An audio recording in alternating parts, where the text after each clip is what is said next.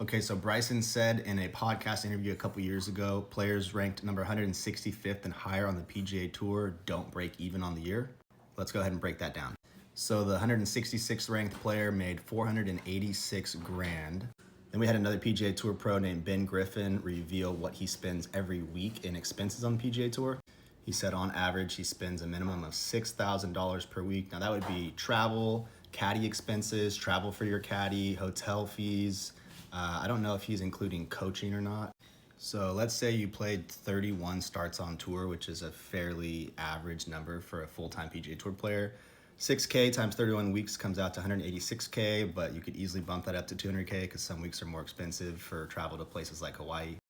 Now, this is a breakdown from an anonymous PGA Tour player in a Golf Digest article saying that if he earned a $100,000 check any given week on tour, he would take home $40,000 after his expenses and taxes. So caddy fee is variable because you do pay them bonuses, typically somewhere between 8 and 10% for the checks that you earn based on whether or not you got first place, top 10, or made the cut. But the part about taxes, I feel like is hard to generalize because one, as a pro golfer, you're an independent contractor, so you are able to deduct a portion of your expenses, but it is, I think, variable for each person.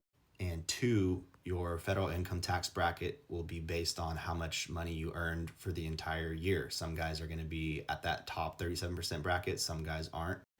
But he didn't really take into account here deductibles. It's not really possible to come up with a tax figure for one individual week. You pay taxes on the entire year's earnings. Okay, so I made a little note here to try to break down the total earnings after that 485 gets sliced up with taxes and expenses. So we said 200 grand, give or take, total expenses on the year, left him with 285K left. And then the taxable income, I really don't know for someone in the $485,000 earning range. Is he single or is he married? That makes a difference on the tax bracket. So it's hard to say. Let's just throw a rough guesstimate up there and say his taxable income after deductions is 350K. And let's say he is paying that 44% rate. That comes out to 154,000 in taxes. So that 285 grand that he started left over with after expenses now gets taken all the way down to $131,000 profit. But PGA Tour players also have endorsements. If you ever watch a tournament, you'll notice that every collar, every portion of their sleeve, every chest, and even on the back, they have brand logos, and those are all paying locations. It's paid advertisement, just like a TV ad. And this anonymous tour pro said he brought in a little over $360,000 in the last 2 years of endorsement money.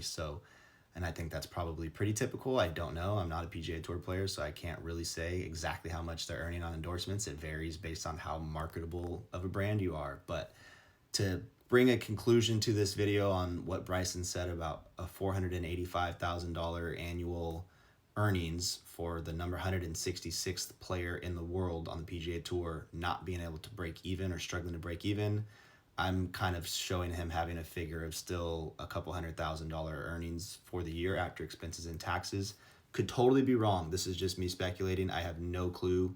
Really interesting topic for sure. I'm not a financial advisor, not a tax planner. Don't take any of what I said as law. And if you know more than me, please correct me in the comments. My intention here was just to make an interesting breakdown video trying to see what it costs to be a tour